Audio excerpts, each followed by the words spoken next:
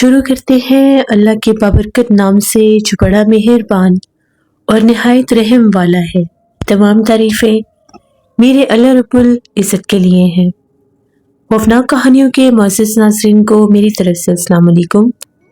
امید کرتی ہوں آپ سب لوگ خیریت سے ہوں گے، جہاں ہوں گے خوش ہوں گے، اور میرے چینل کی خوفناک کہانیوں کو پسند بھی کرتے ہوں گے۔ تو آج بھی آپ لوگوں کے لیے ایسی ہی دلچسپ خوفناک کہانیاں لائی ہوں جنہیں سن کے آپ کو ڈر تو ضرور لگے گا۔ تو سلسلہ شروع کرتے ہیں آج کی خوفناک کہانیوں کا۔ پڑھتے ہیں آج کی پہلی خوفناک کہانی کی طرف۔ میرا نام حماد ہے اور میرا تعلق کراچی سے ہے۔ ہم لوگ کراچی برنس روڈ کے رہنے والے ہیں۔ آج میں اپنی زندگی کی وہ بھیانک کہانی سنانے والا ہوں جس کے اثرات آج بھی میری زندگی پر پوری طرح نہ سہی کچھ حد تک ہیں۔ آج سے تقریباً 16 برس پرانی بات ہے، جب میرے دوست سہیل کے والد نے ایک فارم ہاؤس خریدا۔ اس نے ہمیں بتایا کہ میرے ابو نے ایک بہت خوبصورت فارم ہاؤس خریدا ہے۔ ہم نے اسے کہا کہ جلد از جلد پارٹی ارینج کرو، ہمیں تو ٹریٹ چاہیے۔ فارم ہاؤس خریدا ہے تو ہم بھی تو جا کے دیکھیں کیسا فارم ہاؤس ہے۔ اس نے کہا کہ ہاں کیوں نہیں، میں ضرور تم لوگوں کو وہ فارم ہاؤس دکھاؤں گا، کچھ دن رک جاؤ، ابھی ذرا میرے ابو جو ہے وہ بزی ہے، مجھے ان سے بات کر لینے دو، کیونکہ ابھی انہوں نے مجھے منع کیا ہے کہ اس فارم ہاؤس کے بارے میں فی الحال تم کسی کو کچھ نہیں بتاؤ گے، لیکن تمہیں تو پتا ہے کہ میں تمہیں کچھ بھی بتائے بنا نہیں رہ سکتا۔ ہم لوگوں نے جب بھی ملنا تو آپس میں فارم ہاؤس کی ہی باتیں کرنا۔ اس کا مزید یہ بھی بتانا تھا کہ فارم ہاؤس جو ہے وہ بہت پرسکون لوکیشن پر ہے۔ تمہیں پتا ہے نا ہائی وے پر کتنے زیادہ فارم ہاؤس ہیں، وہاں پر یہ سمجھ لو کہ یہ فارم ہاؤس بالکل لاسٹ پر ہے۔ میں ایک دفعہ ابو کے ساتھ گیا تھا، اس وقت ابھی فی الحال ڈیل چل رہی تھی، تو میں نے باہر سے ہی دیکھا تھا درختوں سے گھرا ہوا ایک خوبصورت، بہت خوبصورت فارم ہاؤس جو ہم لوگ شاید کبھی موویز میں دیکھتے تھے، بالکل ویسا ہی۔ میں نے اسے کہا کہ اب مجھے زیادہ تنگ مت کرو، کیونکہ جب تک میں وہاں پر جاؤں گا نہیں، دیکھوں گا نہیں، مجھے بالکل بھی اچھا نہیں لگے گا۔ اس نے کہا کہ بس کچھ دن اور۔ اسی طرح سے کچھ دن اور گزر گئے اور فائنلی وہ دن آ گیا جب ہم لوگوں نے فارم ہاؤس پر جانا تھا۔ ہم لوگوں کے گروپ میں 2-3 لڑکے اور بھی تھے۔ اب ساری بات ہے، جب ہم لوگوں نے گیٹ ٹوگیدر کرنا تھا تو ہم نے اپنے ان دوستوں کو بھی انوائٹ کر لیا۔ ان دوستوں نے بھی کہا کہ ٹھیک ہے، ہم لوگ سب مل کر ہی چلیں گے۔ وہ سارے دوست اکٹھے ہو کر میرے گھر پر ہی آ گئے اور وہاں سے ہم لوگ سب ایک گاڑی میں سوار ہو کر اس فارم ہاؤس کی طرف نکل گئے۔ موسم تو گرمیوں کا ہی تھا، لیکن بادل بہت زیادہ تھے۔ ایسے لگ رہا تھا کہ تھوڑی ہی دیر میں شاید آندھی طوفان شروع ہو جائے۔ ہم لوگوں کی پوری کوشش تھی کہ ہم لوگ جلد از جلد فارم ہاؤس پر پہنچ جائیں۔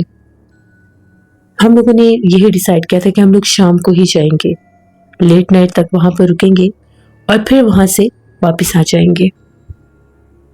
راستے سے ہم لوگوں نے اپنے لیے کھانے پینے کا سامان بھی لے لیا، کیونکہ ابھی سہیل کو خود یہ پتا نہیں تھا کہ وہاں پر کیسا سسٹم ہے۔ اس نے تو بھی صرف اپنے ابو سے بات کر کے یہ کہا تھا کہ میں نے فارم ہاؤس دیکھنے جانا ہے اپنے ایک دوست کے ساتھ، حماد کے ساتھ۔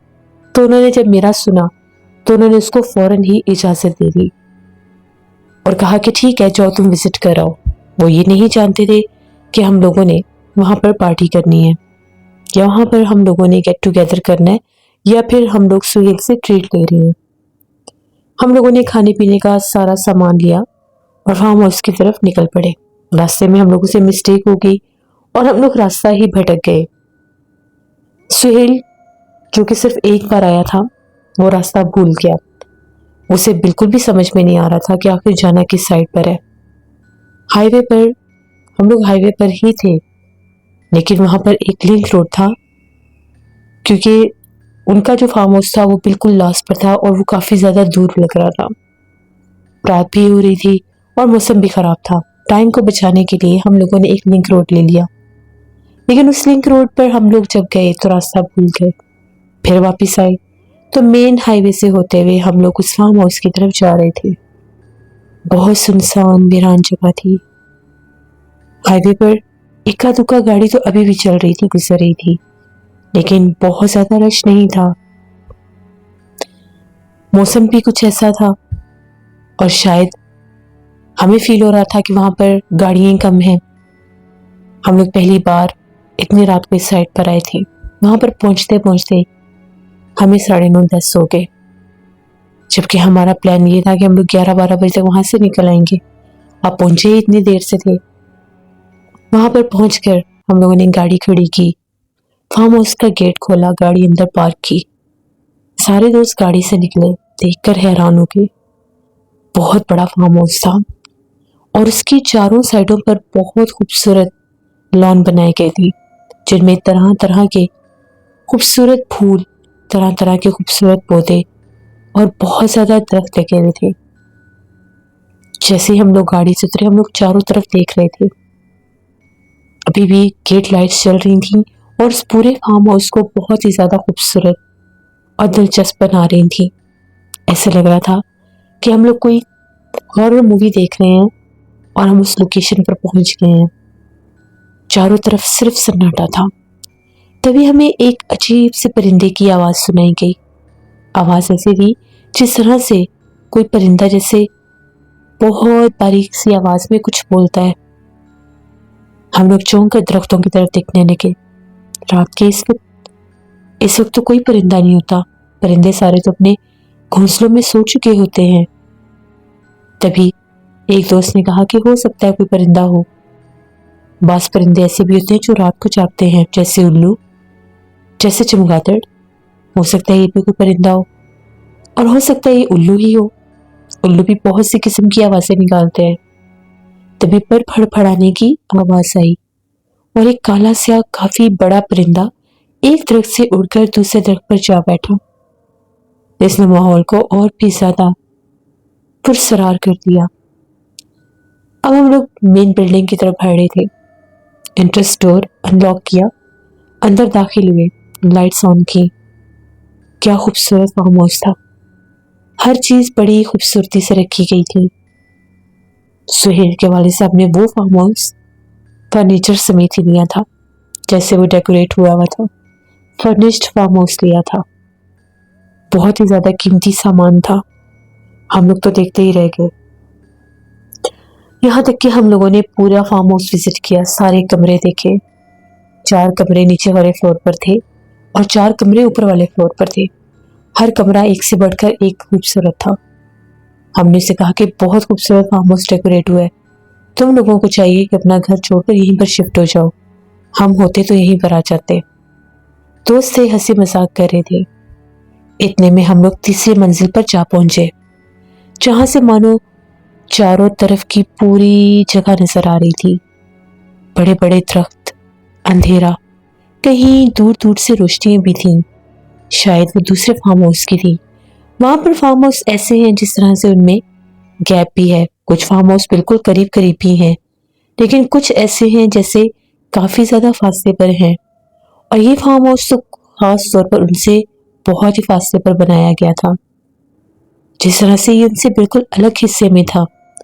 پھر بھی ہمیں دور سے روشنیاں دکھائی دے رہی تھیں۔ اب ہم لوگ اوپر سے جھانک کر نیچے دیکھ رہے تھے۔ سامنے ہم لوگوں کی گاڑی کھڑی تھی۔ تبھی ہم لوگوں کی نظر پڑی، ایسا محسوس ہوا گاڑی کے پاس کوئی کھڑا ہے، بالکل گاڑی کے فرنٹ سائڈ پر۔ ایک دم سے میرے ایک دوست نے کہا، وہ دیکھو سامنے کوئی کھڑا ہے۔ ہم نے اسے کہا کہ جھوٹ مت بولو، کوئی بھی نہیں ہے۔ اس نے کہا میرا یقین کرو، گاڑی کے پاس کوئی کھڑا تھا۔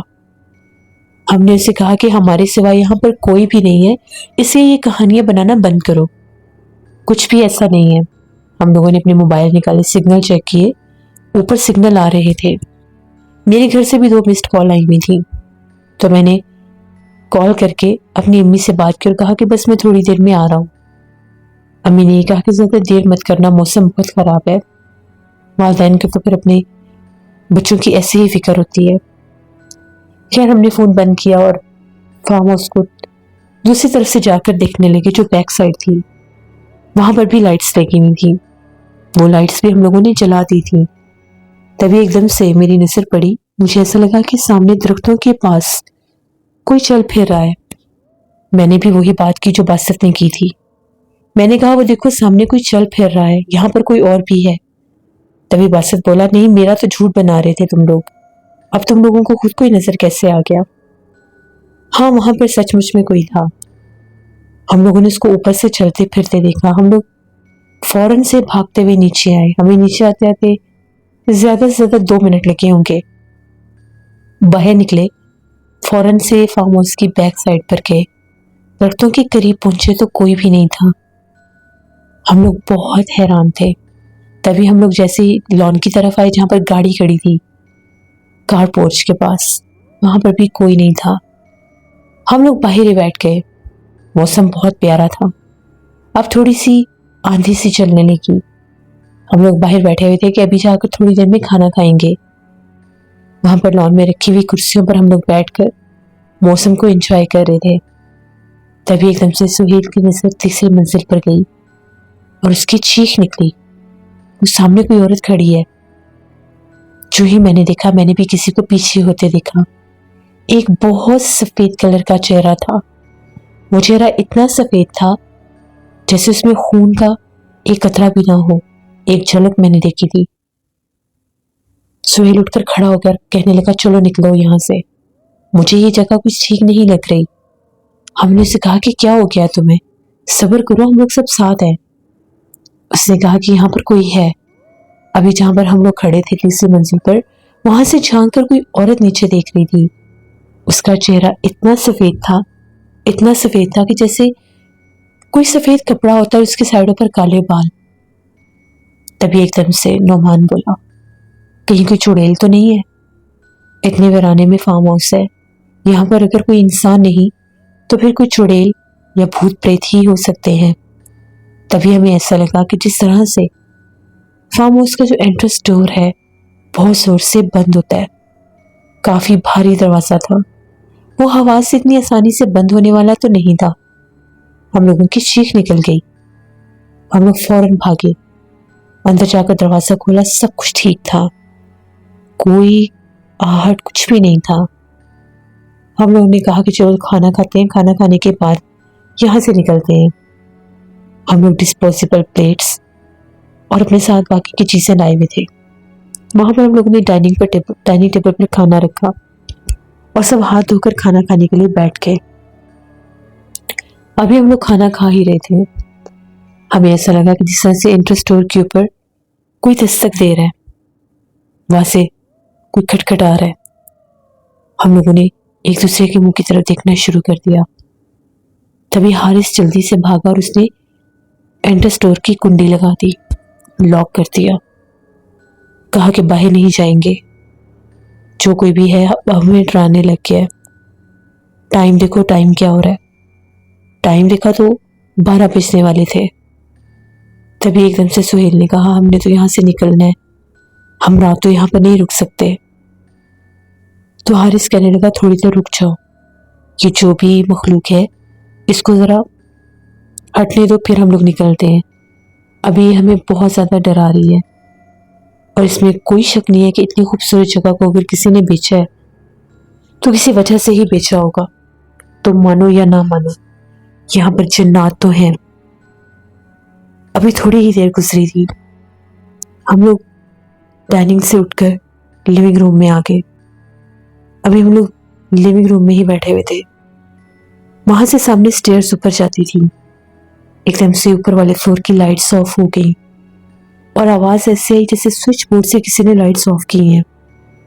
ہم لوگ ڈر گئے اور ہم لوگوں نے بڑے غصے سے کہا کہ کون ہے یہاں پر, کون ہمیں تنگ کر رہا ہے. ہمیں کوئی آواز نہیں آئی. اب ہم لوگوں کا پلان تھا ہم لوگ یہاں سے نکلیں. ہم لوگ فوراً سے اٹھے اور باہر جانے لگے. جیسے ہم لوگ انٹرنس ڈور کے قریب پہنچے, بہت خوفناک چیخیں گونجنے لگ گئی. کسی عورت کی چیخیں تھیں, بہت بھیانک چیخیں تھیں. ایسے لگ رہا تھا کہ تیسری منزل پر کوئی عورت چلا رہی ہے, شور مچا رہی ہے. جب ہم نے دروازہ کھولا تو وہ چیخیں باہر سے آ رہی تھیں۔ ہم لوگوں نے درختوں کے قریب ایک عورت کو کھڑے دیکھا۔ اس نے اپنا چہرہ اوپر کی طرف اٹھایا ہوا تھا اور وہ بہت بھیانک انداز میں چیخ رہی تھی، چیخو پکار کر رہی تھی۔ ہم لوگوں نے دروازہ بند کر لیا، آیت کرسی پڑھنے لگ گئے، جلدی سے موبائل نکالے اور گھر کال کرنے کی کوشش کرنے لگے، لیکن ہم لوگوں کی بیڈ لک تھی، وہاں پر سگنل نہیں آ رہے تھے۔ سگنل صرف تھرڈ فلور پر آ رہے تھے یا پھر اس گھر سے باہر کہیں۔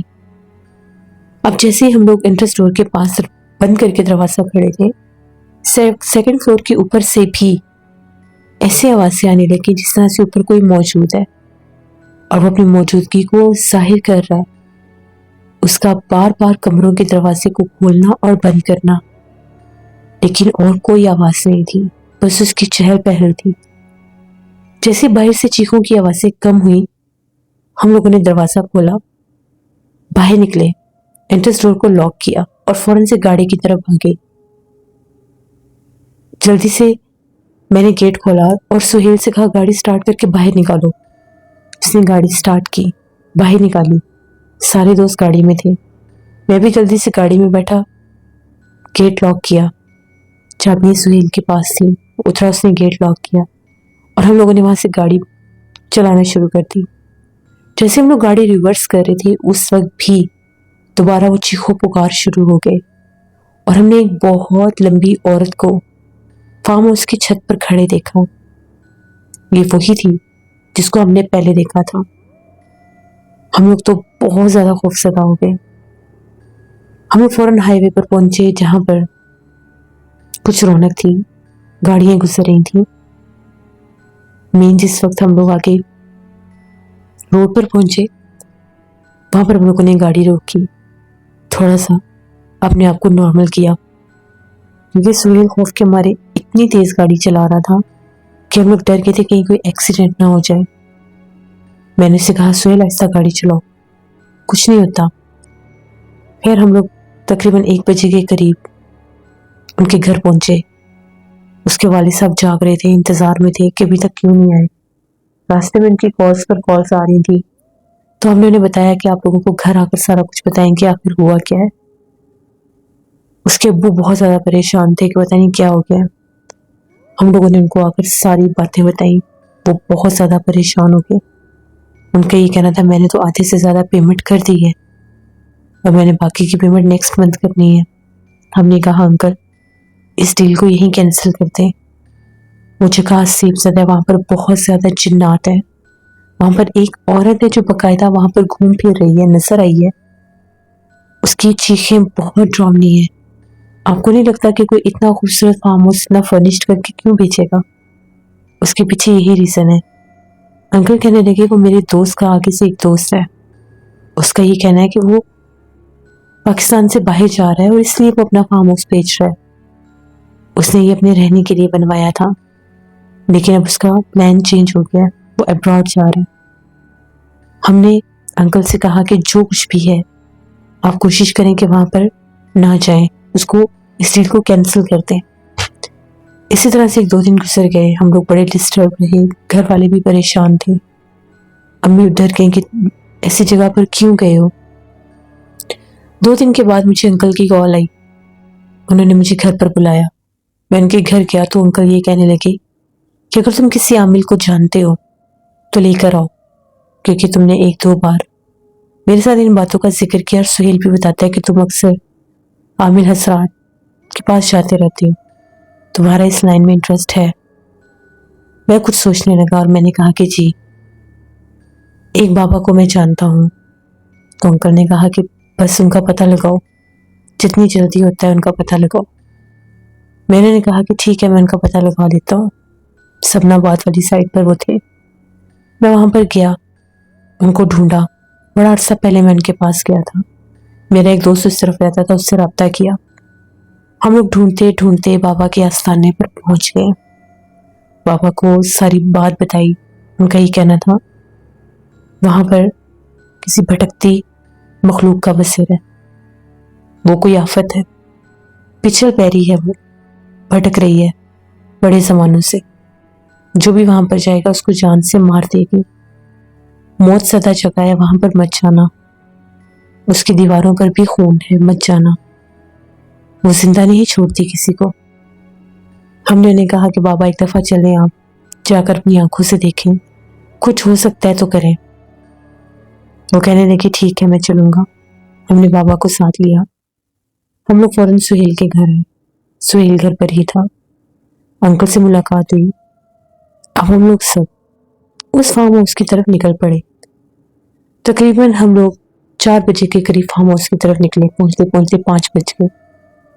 دن کے ٹائم تو اس کی لوکیشن سب کچھ چینج لگ رہا تھا، رات کو جگہ بہت بھیانک لگ رہی تھی، لیکن دن کے وقت وہ صرف ویران لگ رہی تھی، اتنی خوفناک نہیں لگ رہی تھی جتنی رات کو تھی۔ رات کو تو ایسے تھے جیسے بہت بڑے بڑے دیو سائڈوں پر کھڑے ہیں جو درخت تھے، لیکن اب وہ بہت خوبصورت لگ رہے تھے۔ اس جگہ میں ایک عجیب سی کشش بھی تھی اور خوف بھی تھا، پتہ نہیں وہ سب کیا تھا۔ بابا اندر داخل ہونے لگے تو بابا نے ہمیں روک دیا، ابھی اندر مت آنا، مجھے دیکھنے دو کیا ہے وہاں پر۔ اندر داخل ہو کر انہوں نے کچھ پڑھائی کی اور ہم لوگوں کو آواز دے کر اندر بلایا اور کہنے لگے یہ موت کردہ جگہ ہے، یہاں پر مت آنا، یہاں پر جو کوئی بھی آئے گا نقصان اٹھائے گا، یہ چڑیل آفت بہت عرصے سے یہاں پر رہتی ہے، نکالنے کی کوشش کرو گے تو نقصان دے گی۔ اس کے بعد ہم نے انہیں بتایا کہ ہم نے اس کو فارم ہاؤس کی بیک سائڈ پر بھی دیکھا ہے، وہ بیک سائڈ پر بھی گئے، چھت پر بھی گئے، یہاں تک کہ ہم لوگ جب گھر کے اندر تھے، جیسے میں نے بتایا وہ فارم ہاؤس بہت خوبصورت تھا۔ مجھے رفع حاجت کے لیے واش روم میں جانا تھا، میں نے کہا کہ میں واش روم سے ہو کر آتا ہوں۔ میں 2nd فلور کے ہی ایک کمرے کے واش روم میں گیا، ابھی میں واش روم میں ہی تھا، واش بیسن پر ہاتھ دھو رہا تھا، میں نے وہاں سے اپنے پیچھے ایک کالے رنگ کی سیاہ کالے رنگ کی عورت کو دیکھا، وہ میرے پیچھے کھڑی تھی، میری چیخ نکل گئی، جیسے میں نے پیچھے پلٹ کر دیکھا وہ نہیں تھی، میں چیخیں مارتا وہاں سے باہر بھاگا، میں نے شور مچا دیا کہ مجھے بچاؤ ورنہ وہ مجھے مار دے گی۔ وہ سب نیچے بھاگے، میں اسی وقت زمین پر بیٹھ گیا، میری حالت بہت خراب تھی۔ بابا جلدی سے باتھ روم کی طرف بڑھے اور انہوں نے اندر جھانک کر 2-4 لفظ بولے اور دروازہ بند کر دیا اور کہا کہ وہ آفت ادھر ہی ہے، موجود ہے یہاں پر، اس کو تو وہ ابھی ہی جان سے مار دیتی، اس کے اتنے قریب تھی، تمہارے جسم کی خوشبو سونگھی ہے اس نے، اب بچ کے رہنا، شاید تمہیں تنگ کرنے کی کوشش کرے گی۔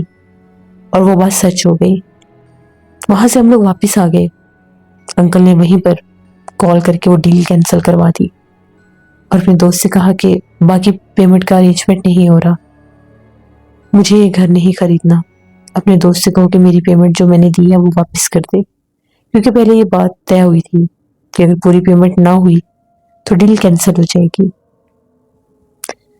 اس نے کہا کہ ٹھیک ہے، اس نے اپنے دوست سے بات کی، وہ کچھ پریشان ہوا اور کہنے لگا کوئی نہیں ٹائم لے لو باقی پیمنٹ کے لیے۔ انکل نے کہا کہ نہیں، مجھے چاہیے ہی نہیں، یہ جگہ دور ہے بہت، میں آ نہیں سکتا۔ انہوں نے ظاہر نہیں ہونے دیا کہ وہ اس خوفناک بھوت بنگلے کی اصلیت کو جان گئے ہیں۔ ان کے دوست نے کہا کہ ٹھیک ہے، کوئی اور فیملی دیکھ لے گی، کوئی اور پارٹی دیکھ لے گی، تو میں کل تک تمہاری پیمنٹ میں واپس کروا دوں گا۔ وہاں سے ہم لوگوں نے بابا کو ان کے آستانے پر چھوڑا اور میں اپنے گھر آ گیا۔ یہ وہ پہلی رات تھی جب اس مخلوق نے مجھے بہت تنگ کیا۔ میں اپنے کمرے میں لیٹا ہوا تھا، مجھے عادت تھی موبائل پر گیم کھیلنے کی، میں گیم کھیل رہا تھا، تبھی ایک دم سے باتھ روم کا دروازہ کھل گیا۔ میں نے گیم کھیلتے کھیلتے باتھ روم کے دروازے کی طرف دیکھا، میں ادھر دیکھ ہی رہا تھا کہ الماری کا دروازہ کھل گیا، دونوں دروازے، پہلے ایک کھلا پھر دوسرا۔ میں الرٹ ہو گیا، میں جیسے ہی اٹھ کر باہر بھاگنے لگا، مجھے پیروں سے پکڑ کر کسی نے گھسیٹ کر بیڈ سے نیچے گرایا۔ مجھے ایسے لگ رہا تھا ایک اندیکھا وجود میرے اوپر حاوی ہو چکا ہے۔